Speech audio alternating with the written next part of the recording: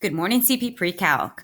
Now, I posted the answer to yesterday's homework assignment above, so please make sure you check your work and come to office hours if you have any questions. Now, what we're going to do today is just kind of extend our knowledge on ellipses. And we're going to actually start by looking at the graph in an ellipse this time and writing the equation in standard form. Now, the only thing that differs whether it's an up and down or side to side is where the a squared value is. If it is a side to side ellipse, our a squared is under our x value. If it is an up and down ellipse, our a squared is under our y value. So the first thing you want to do when you want to determine how to write the equation is look at your graph and say, what type of ellipse am I looking at? And if we look at this graph, we are looking at an up and down ellipse.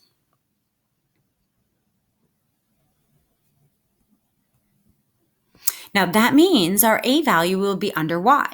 So our formula will be x minus h squared over b squared equals, plus y minus k squared over a squared is equivalent to 1.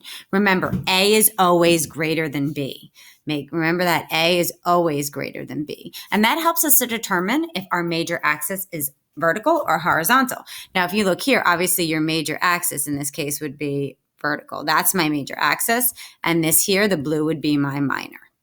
All right. So now once I get this, the next thing I have to do is I can identify h and k pretty easily. Now, if you look at this graph of h and k, you want to identify the center. And you can visually see that the center of my graph in this case is 0, 0. So that means our center, our HK, would be our center, which is 0, 0. So now we know that h and k is 0, 0. Now we have to identify a and b. And we use that concept of the major axis and the minor axis to help us. Now, the major I have in purple, okay? That is the longer one. So our major, okay, my spelling is on the screen is not the best. So let's see, my major axis. Now, when we look at our major, that's equivalent to 2a. I just count. How long is that purple segment? If you look here, the length of my purple, the segment that is highlighted in purple, is 10 units. So that means 2a is equivalent to 10. Therefore, a is equal to 5. Now, let's think of it now for my minor. If I look at blue, the highlighted blue is my minor.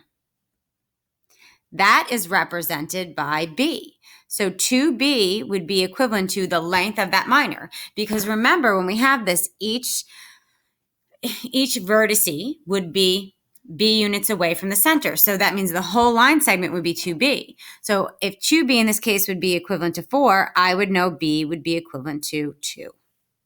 So my final equation, my answer would just be x minus h, which is 0. So that's just x squared over b squared. Well, b is 2. 2 squared is 4. Plus y minus k. Well, k is 0. So it's just y squared over a squared. A is 5. So a squared would be equivalent to 25. And that whole thing is equivalent to 1. Right here, this would be my equation that represents that vertical up and down ellipse. Now, remember, when you look at the graph of this, if I look, the whole purple segment is 2a. The center is a here, the major axis. Every segment, every vertice from the center on the major axis is a units away. With the blue, the minor axis, remember, from here, the vertice to there is 2b. So that means B and B. The vertices on the horizontal axis will be B away from the center because that is my minor axis. All right? Okay, let's take a look at 6 and see how it differs. Now, if I look at 6, I'm doing the same thing. There's only one major difference here in 6, guys. We have a side to side. So if I take a look at this, I have a side to side parabola. And if I have a side to side parabola, that means a will be under my x value. So I'm looking at x minus h squared over a squared plus y minus k squared over b squared is equivalent to 1. All right, so remember, A is always bigger than B. Always. So if I want to take a look at this, first identify my center. Now, if you take a look, you can easily visually see your center of your ellipse right there. That's my, oh, I hit it in the right spot. That's my center. So I know that my center, my HK, is, in this case, going to be +2, -2. So my H value is +2, my K value is -2. Now, again, I have to think of A and B. A is, I'm going to look at my major axis. B, I'm going to look at my minor. So if I look at the major, and I'll do the major again, we did it in purple, it's going to be horizontal because that is the longer length. So in this case, I know the whole length here is from here to here is 2A. That means if I count that out, 1, 2, 3, 4, it's 8. So 2, if I look at that major axis,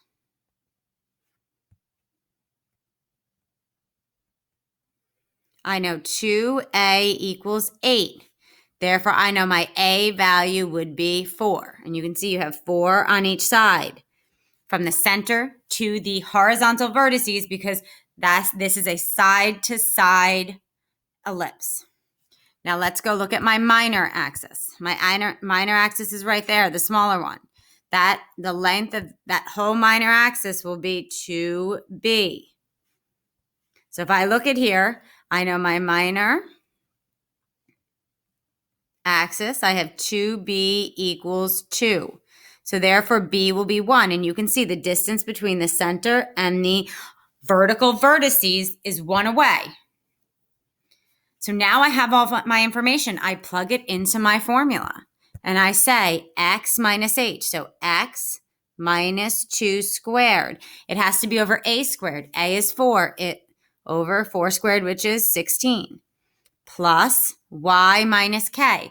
Well, I'm doing y minus a -2 would be a plus 2 squared all over b squared, which is 1. And that would be equivalent to 1. Now, this would be the equation of my horizontal ellipse. Okay? So, right down here, this is one of your homework problems. So, make a note. This is a homework problem, 7. All right? That's one homework problem. Okay, guys, then we're going to skip to 8. Flip your page in your packet to 8. Okay? What we're going to do next is we're going to write the standard form of an ellipse. Now, if you noticed at the equation of your ellipses, you have 1 on your right side at all times. When you're looking at the equation of the ellipse, you have a 1 on the right side at all times. So when we want to write the equation of ellipse, we want to make our right side, when we're looking at it, equivalent to 1. In order to do that, to make 36 equivalent to 1, I would need to divide 36 by itself. But whatever I do to one side of the equation, I would have to do to the other side. So every term in that equation would be divided by 36. So now if I have that, I have 9x squared over 36. Well, 9 and 36 can reduce to 4. So you get x squared over 4 plus y squared over 36 is equivalent to 36 over 36 is 1. This here now is my standard form of my ellipse. I have an x squared over something squared, a y squared over something squared is equivalent to 1. Now it's saying determine the center, vertices, and foci.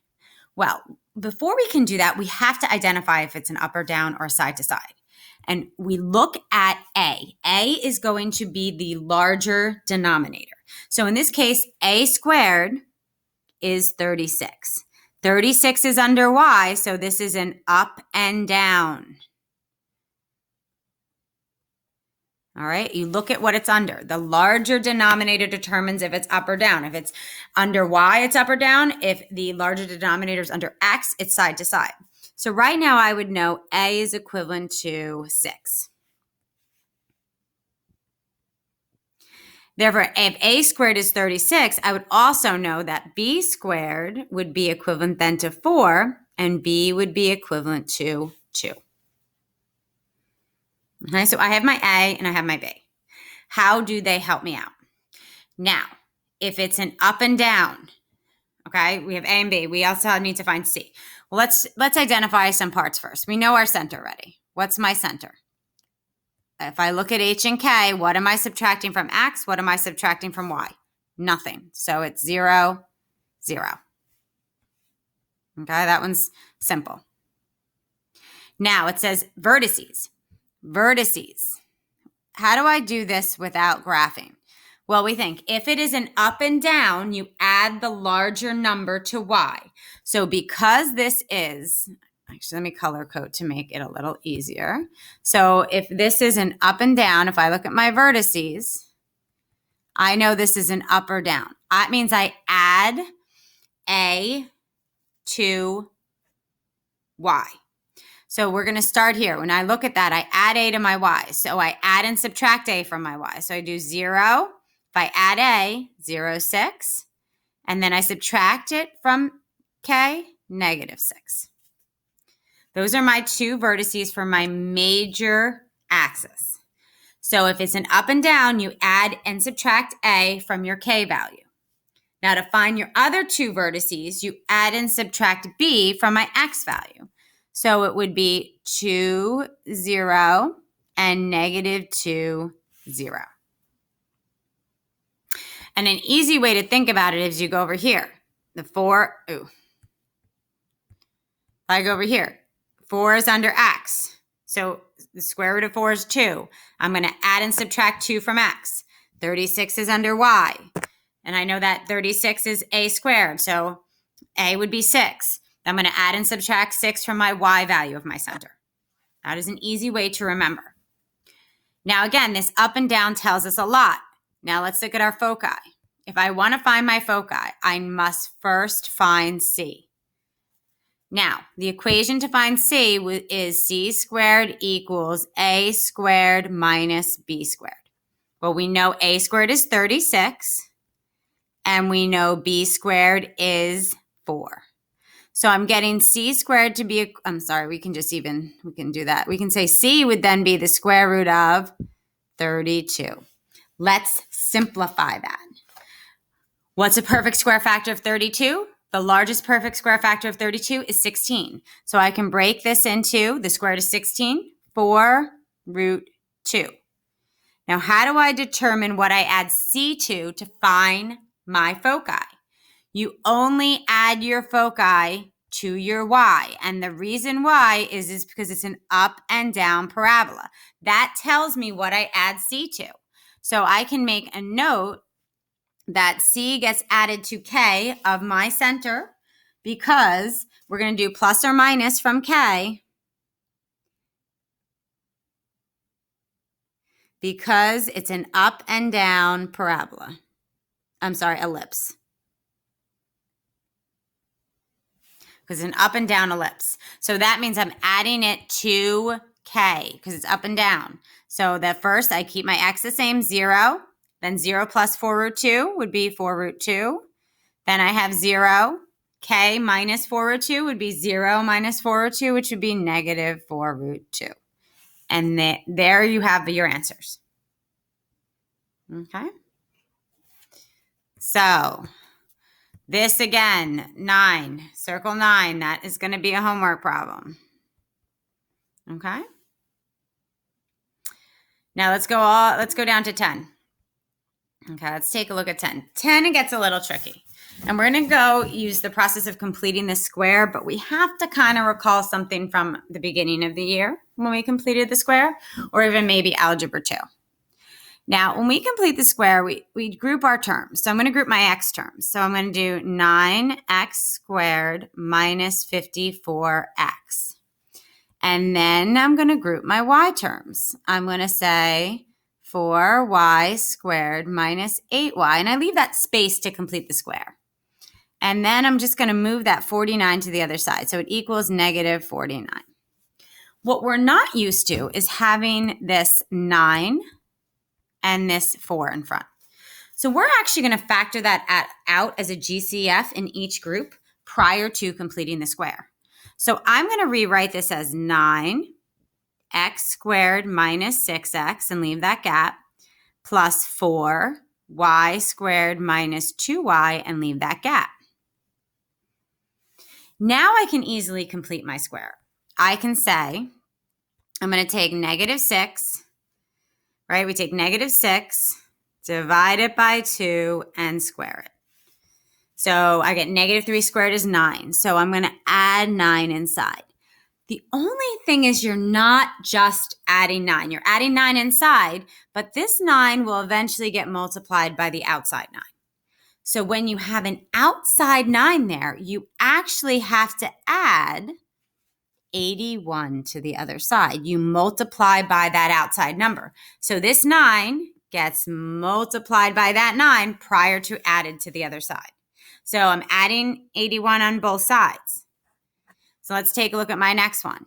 So if I look at my next one, I take negative 2 divided by 2 and square it. Well, that's negative 1 squared, which is 1. I'm going to add 1 here. But this one is going to eventually get multiplied by that 4. So I'm really adding 4 to the left side. So I must also add 4 to the right. And that's the key thing. We have to make sure that if we factor out that GCF in the beginning, we multiply it by what we're putting inside. Now I have 2 perfect square trinomials in my parentheses, so I can simplify. So I can write 9, and if I simplify this, guys, I have 9 on the outside, and this factored would be x minus 3 squared, plus 4, and the parentheses factor, that perfect square trinomial would be y minus 1 squared, and this equivalent, if I add up everything on the other side, it is going to be equivalent to 36. Nice number. Now, again, we're almost there. We just need to have 1 on the right side of the equation, and then we have our equation of an ellipse. So I'm going to divide everything by 36. And my equation would then be 9 and 36 would reduce to x minus 3 squared over 4 plus y minus 1 squared over 9, because 4 and the 36 would reduce to 1 over 9, equals 1. And that would be the simplified equation. That would be the standard form of the ellipse. Now, once we do that, guys, we can find everything else out. We can say, what is our center? Well, my center would be HK. So your center would be 3, 1. Now, again, we have to identify up or down or side to side. Well, the larger denominator determines it. So because 9 is under the y, we know this is going to be an up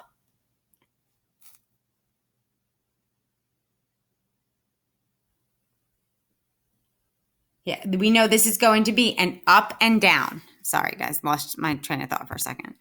We know this is going to be an up and down ellipse. Now, guys, I'm going to use the next page. We're actually crossing out 11. We're not going to use that one, so I'm just going to use the next page for space. If you have enough room, that's great. It's an up and down ellipse. That means if we look, we know a squared is 9. And b squared would be 4. So I can say a is 3 and b is 2. That helps me find my vertices. Now, if it's an up and down, you're adding a to your y value. So let's take a look at that. If I'm adding a to my y value, I'm going to get, we're looking at our center, because when we add it to the y value of our center. So if I add a to the y value of my center, I'm going to get my vertices to be, a to the y would be 3, 4, and then I subtract a from the y value, so 1 minus 3, which would be 3, negative 2. So I add and subtract a from my y value. Then I say, well, okay, and that makes sense, because when I look over here, a is under y. Now I look here, b squared is under x, so I'm going to add and subtract my b value from the h, which is the x value of my center. So I'm going to add 2 to 3. So I'm going to have 5, 1, as another vertex. Then I'm subtract 2 from 3. I'm going to have 1, 1. So those are my vertices. Now all I have left is my foci. Now your foci, you need to find your C value. So remember, if I want to find my C value, I know C squared is equivalent to A squared minus B squared. So that means C squared here would be equivalent to 9 minus 4. So that would be C squared being 5. So I know my C would be root 5. Okay? Now remember, when we have our C, we're adding and subtracting it from one of the values, or either our H or our K of our center. How do we determine it? Well, right here, it is an up and down parabola. Up and down is, you think up and down, that's your y-axis. So you're adding and subtracting C from the y value of your center. Now remember, our center is 3, 1. So if my center is 3, 1, I'm going to write it over here just so we see it. Your center is 3, 1. You're going to be adding and subtracting C from the y. So that means when I look at my foci, I have 2 foci. I know the first one would be 3, 1 plus the square root of 5. And the next one would be 3, 1 minus the square root of 5. And that would be my 2 foci. All right, guys?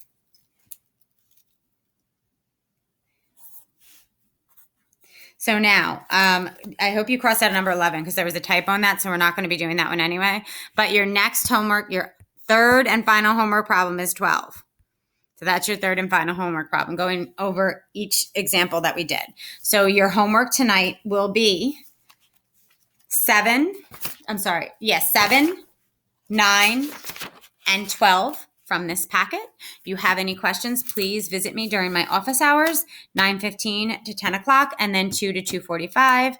I hope to see you guys soon, and I hope everyone's doing well.